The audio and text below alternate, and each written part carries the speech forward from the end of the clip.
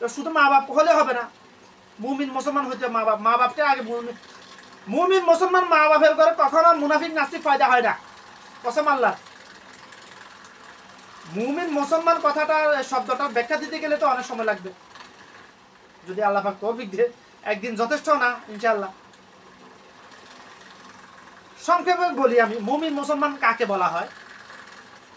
যে আদম সন্তানের ইমান, ওমর, আবু বকর, ওমর, আলী রাদিয়াল্লাহু তাআলা আনহুর মতো ইমান, অর্থাৎ কোরআন হাদিস থেকে যেটা যেটা শুনেছে ওটা ওটা ওটা জেনেছে বুঝেছে, ওটা মানা, তার উপর নিজের উপর ওয়াজিব করে নিয়েছে, তাকে বলা হয় মুমিন মুসলমান।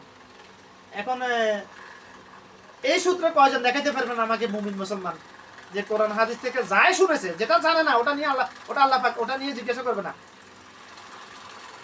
আপনি যেটা জানেন না, অনেক কিছু জানার দরকার, কিন্তু যেটা জানেন না ওটা নিয়ে ইনশাআল্লাহ আশা করি আমি আল্লাহ পাক আপনাকে ওটা নিয়ে ছাড় দিবেন।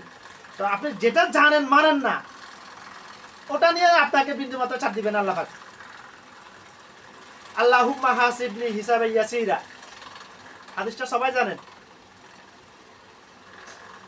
তবে আমাদের দেশে ব্যাখ্যা দেওয়া হয় হাদিসটা শুধুমাত্র সবে মেয়েরা কদরের রাতে পড়ার জন্য। হাদিসটা না আল্লাহ রাসূল সাল্লাল্লাহু আলাইহি ওয়াসাল্লাম বয়ান করেছেন কদরের রাতে, আমার আয়েশা সিদ্দিকা রাদিয়াল্লাহু তাআলা শিক্ষা দিয়েছেন হাদিসটা। তবে এই হাদিসটার ব্যাখ্যা শুধু সবে কদরের রাতে পড়ার জন্য না, সারা জীবন পড়ার জন্য। অর্থাৎ আল্লাহ যদি আপনার জন্য যেমন হাসর হিসাব সহজ করে দেন, আপনি তো জান্নাতি ভাই। হাদিসটার সংক্ষিপ্ত সারাংশ হলো এটাই, আল্লাহ পাক যদি আপনার কাছে হিসাব চাই, আপনি জান্নাতি। কারণ পৃথিবীর কোনো আদম সন্তান তার নেক আমল দিয়ে জান্নাতের ঘ্রাণও পাবে না, জান্নাতে যাওয়া তো অনেক দূরের কথা। যদি আল্লাহ পাক তার উপর রহম না করে, রহমত বর্ষণ না করে, ওয়াল্লাহি আল্লাহ কসম। এই নিয়ে একটা হাদিস আছে,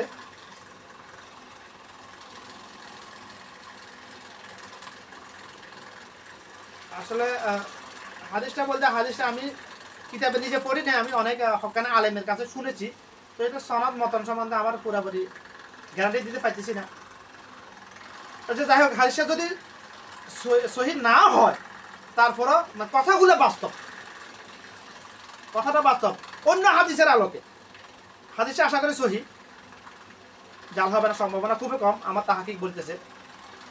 হাদিসটা হলো এক আল্লাহর ওলি, আল্লাহ তাকে বলছে যাও তুমি আমার দয়ায় জান্নাতে চলে যাও।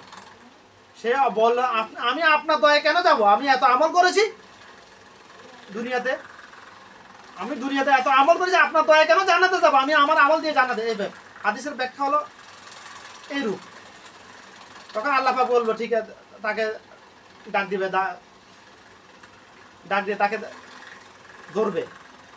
আল্লাহ পাক তখন তার জন্য আল্লাহুম্মা হাসিবনি হিসাবি ইয়াসিরা, হিসাব সহজ করে দিয়েছিলেন। তার ইসলামে তার মৌলিক বিধিবিধানগুলো ঠিক ছিল, এই জন্য তার জন্য সহজ করে দিয়েছিলেন। যখন সে অহংকার করেছে, তাকে ধরলেন। তোমাকে যে আমি চোখ দিয়েছিলাম, চোখের নিয়ামত কি, নিয়ামতের শুকরিয়া আদায় করতে পেরেছো তুমি?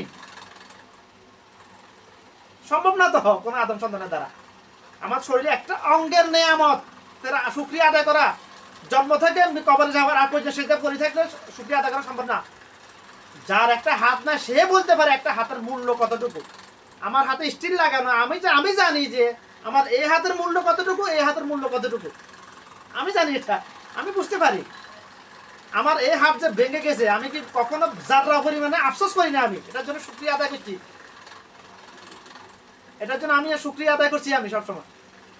কারণ আমার হাতটা আল্লাহ পাক ভাঙছে সামান্য একটা উসুল্লায়, যেহেতু আমার আল্লাহ পাক আমাকে জন্মগতভাবে আমার কলাবের ভিতর কিছু জিনিস স্থাপন করে দিয়েছেন, এই জন্য আমাকে আল্লাহ বুঝার তৌফিক দিয়েছেন আমার হাত কেন ভেঙেছে।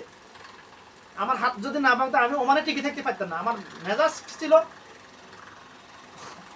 ছিল অহংকার করে বলতেছি না, মুসা আলাইহিস সালামের মতো। মুসা আলাইহিস সালামের মেজাজ যখন গরম হইতো, চুলগুলো খাড়া হয়ে মাথার টুপি উপরে উঠে যেত। সহি হাদিস দ্বারা বর্ণিত, এটা সহি হাদিস। এটা